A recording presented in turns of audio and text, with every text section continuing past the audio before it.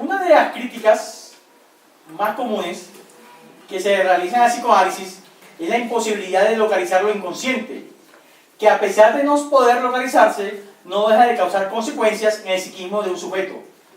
Y es por eso que se elabora desde el psicoanálisis una teoría, un método y una práctica que se interesa por el sujeto y no por un objeto a que se pretende localizar. En una entrevista realizada al neurólogo colombiano Rodolfo Ginás en la revista Semana, el 3 de abril de 2006, le preguntan dónde ocurre la conciencia y este contesta, dos puntos. No ocurre en un lugar específico, es una propiedad distribuida. El problema fundamental que hay que reconocer para poder entender el sistema nervioso es realizar que no está organizado como lo pensaba Descartes. Él supuso que la conciencia podía ubicarse en un punto, en el cual estaría localizado el individuo. La autoconciencia estaría tan distribuida como las demás funciones del cerebro, cierro comillas. Es decir, que tampoco la conciencia se puede localizar. Eso creo que lo está diciendo Ginás acá. Así que pretender que el inconsciente no existe, que no se puede localizar, entonces la conciencia tampoco. Bueno, para Ginás, como para la mayoría de neurólogos, no se puede localizar la conciencia, la autoconciencia y tampoco el yo. Lo que para Ginás no es un objeto, sino un estado funcional.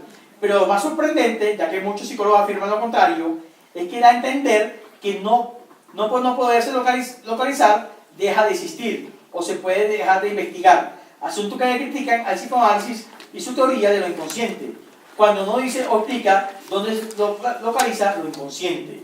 Y por tal motivo es tratada de poco seria o no científica. Y por tanto no puede trazar un programa de investigación. La idea aquí no es tratar de justificar la cientificidad del psicoanálisis, sino fundamentar una teorización de un psiquismo inconsciente no localizable anatómicamente para sustentar una práctica sobre él. No se ha encontrado en ese pedazo de tejido a hombrecito dentro del hombre como creían muchos pensadores del siglo pasado, incluyendo a psicoanalistas que creían que el yo era ese hombrecito dentro de cada quien, porque si se llegara a encontrar ese hombrecito, también cabría la pregunta, ¿qué hay dentro de ese hombrecito? Hay una teoría que viene de Descartes, pero que también de tiempo atrás, que Descartes creía que había dentro de cada hombre otro hombrecito más pequeño. Eso es un mito. No hay hombres. Hay otro hombrecito y otro hombrecito y otro hombrecito. ¿Cuándo vamos a dejar de buscar cosas dentro de nosotros mismos? Cosas palpables, algo así. Abro comillas. En un libro de Sons y Turbo, que se llama precisamente, que lo que trata de poner un acercamiento del psicoanálisis a las neurociencias, dice, en nuestra esencia no somos seres mentales ni físicos.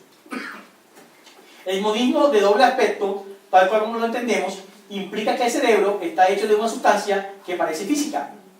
Cuando se observa desde afuera como un objeto y mental, cuando se percibe externamente en el espejo, por ejemplo, e internamente, por medio de la extrospección, está percibiendo lo mismo de dos maneras diferentes, como un cuerpo y como mente. Esta distinción entre cuerpo y mente es, por tanto, un aparato de percepción. Es decir, que separar o creer que el cerebro es físico y que nuestra percepción es mental, simplemente son dos modos de percibir dos cosas. Todo hace parte de una percepción.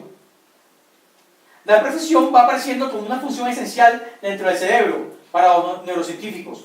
No por nada Ginás se refiere a la percepción del mundo eterno como una de las dos funciones que caracterizan el cerebro humano. La otra sería el lenguaje. La percepción para el psicoanálisis de Freud la relaciona con el sistema percepción-conciencia, aunque esta percepción-conciencia no es la conciencia de la psicología o aquel objetivo que se logra en la relación con el mundo exterior. Freud, en ese texto del inconsciente precisamente, la relaciona más con la defensa ante los estímulos del mundo exterior, como una cualidad perceptual de subjetivación del mundo exterior. Es decir, que la percepción es un modo de ubicarse en el mundo.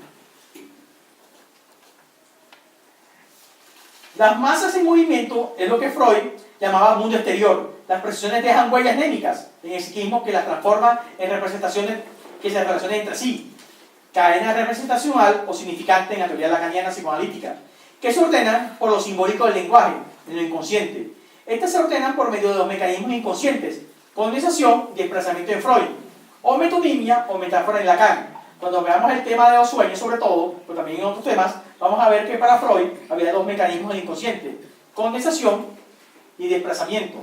En la teoría lacaniana, Lacan, influenciado por la lingüística, va a transformar eso en metonimia y metáfora, que son los modos lógicos como el inconsciente, los modos lógicos como el inconsciente actual.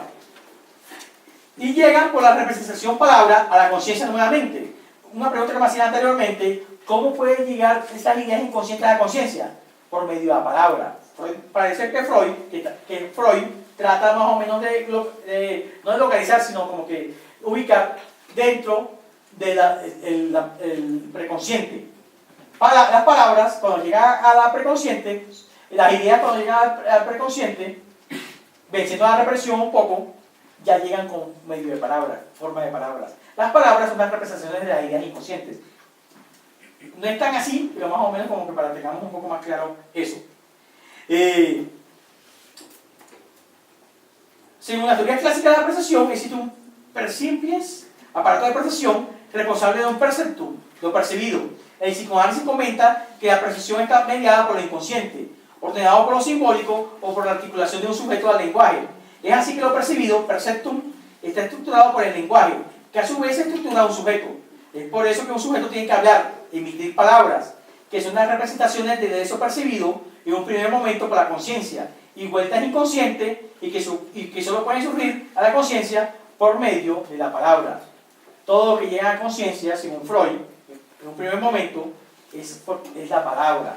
La idea es lo que se reprimió, la idea inconsciente. Todo esto hace parte para Freud de su teoría metapsicológica o de los fundamentos del psicoanálisis, desarrollando una teoría de un psiquismo inconsciente más que consciente, donde este último se encuentra influenciado por lo inconsciente y cuya función es tratar de dar cuenta de eso percibido del mundo exterior y representado por un mundo interior.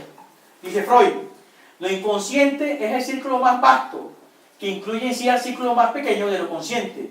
Todo lo consciente tiene una etapa previa, inconsciente, mientras que lo inconsciente puede persistir en esa etapa, y no obstante, reclamar para sí el valor íntegro de una operación psíquica. Lo inconsciente es lo psíquico, verdaderamente real. No es tan desconocido en su naturaleza interna como lo real del mundo exterior, y no es dado por los datos de la conciencia de manera tan incompleta como lo es el mundo exterior por las indicaciones de nuestros órganos sensoriales. Eso es lo que dice Freud. Es decir, que tanto es desconocido lo inconsciente como el mundo exterior. Y uno cree que conoce mucho el mundo exterior. De estas palabras de Freud, no cabe duda que lo inconsciente como el mundo exterior no pueden ser aprendidos completamente. Y ahí se comienza a diferenciar lo que dice un neurólogo como Inas del psicoanálisis, que dice que el cerebro se caracteriza por percibir completamente el mundo exterior. Y lo que dice el psicoanálisis es que esta percepción es incompleta. Aunque las dos construcciones teóricas se comienzan a acercar cuando Inas también dice, abro comillas, imagínense que los sonidos no existen afuera, son tan solo una interpretación que hace el cerebro. Los colores tampoco existen afuera. La sensación que tenemos del tacto o del dolor no existe por fuera de nuestra cabeza.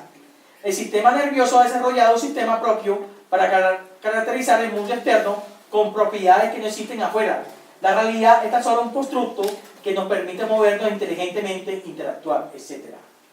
A lo que les fascina decir que lo que está afuera existe, que también existe aunque la toco, yo creo que van a tener que discutir con ella un rato. Porque está diciendo que esa mesa no existe en sí.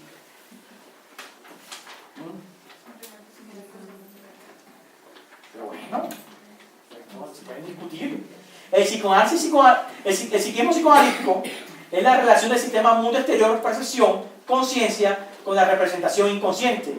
Todo esto desde lo intangible, lo cual no indica que no tenga consecuencias. Esta intangibilidad no es inconsecuencia, ya que esta percepción le aporta a cada sujeto un mundo posible, una representación de ese mundo, y es por eso que Ginat dice que vivimos en una realidad virtual donde no existe posibilidad de saber qué es exactamente lo que existe afuera, sino solo aquello percibido por los trucos del cerebro. Yo creo que esa frase, truco del cerebro, nos va acercando otra vez, no es que sea igual a lo que dice Freud, pero podemos entenderlo un poco más con el psicoanálisis freudiano y con su texto del inconsciente. La conciencia y la percepción, que para los neurólogos son dos funciones principales del cerebro, no son tan objetivas como creían los fisiólogos del siglo XIX y comienzo del siglo XX. Si estas no dependen completamente a receptores sensoriales localizables en el cerebro, ¿Cómo querer ubicar lo inconsciente? Y lo que es peor, ¿cómo negarlo? Estas negaciones, a pesar de las innumerables trabajos de neurobiólogos que han afirmado que la percepción no es la simple entrada de información en el sistema nervioso central, como si fueran dos computadoras, de ahí lo incorrecto de la analogía de cerebro-computadora, máquina. En este proceso opera lo inconsciente, es decir, opera lo subjetivo. Y no solo porque lo diga el psicoanálisis, hace más de un siglo, esperando pacientemente que la misma ciencia lo legitime. La estructura del cerebro real tiene otras propiedades, como la subjetividad, que no se pueden simular con circuitos electrónicos. Eso dice Ginás. Así que comparar el cerebro con una teoría de informática también es un error para él. El cerebro no funciona como una computadora, lo venimos diciendo de la primera clase. Pero bueno, con esta última frase se podría decir que el futuro de la investigación neurocientífica es aquello que Ginás llama la base física de la subjetividad.